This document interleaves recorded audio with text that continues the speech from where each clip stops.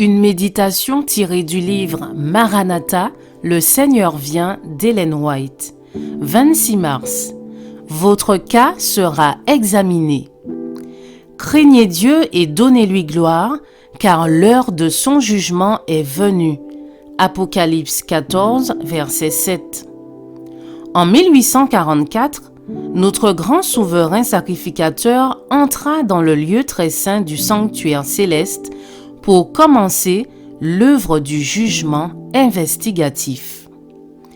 Comme les livres de la mémoire sont ouverts dans le jugement, les vies de tous ceux qui ont cru en Jésus viennent passer en revue devant Dieu. Commençant par les premiers habitants de la terre, notre avocat présente les cas des croyants de chaque génération successive et termine par ceux des vivants.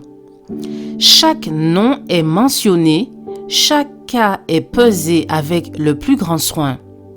Des noms sont acceptés, d'autres sont rejetés. Quand un dossier indique des péchés non confessés et non pardonnés, le nom est radié du livre de vie et l'inscription des bonnes actions est effacée du livre de mémoire.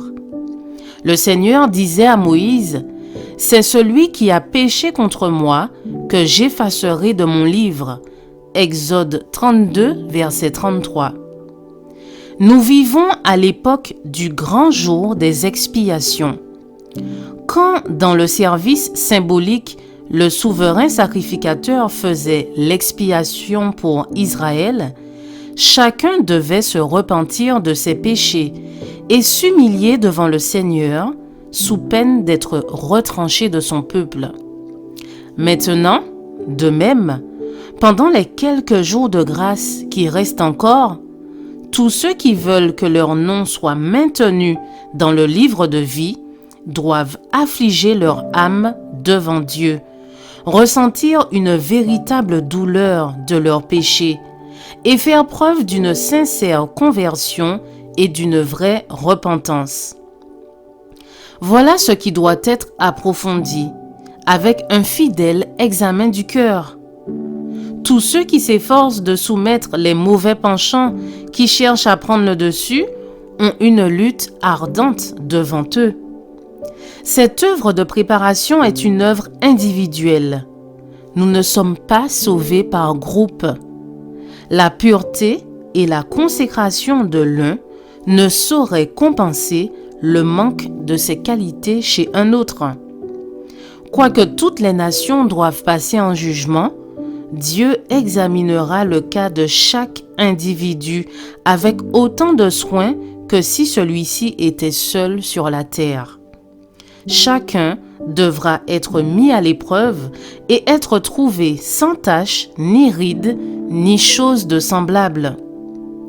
Tous ceux qui se seront réellement repentis de leurs péchés et se seront par la foi réclamés du sang de Jésus-Christ comme sacrifice expiatoire auront eu leur pardon consigné dans les livres du ciel. Comme ils devinrent participants de la droiture de Christ et que leur caractère aura été trouvé en harmonie avec la loi de Dieu, leurs péchés seront effacés et eux-mêmes seront jugés dignes de la vie éternelle. Le Seigneur déclare: « C'est moi, moi qui efface les transgressions pour l'amour de moi, et je ne me souviendrai plus de tes péchés. » Ésaïe 43, verset 25. Je vous souhaite une excellente journée. Que Dieu vous bénisse.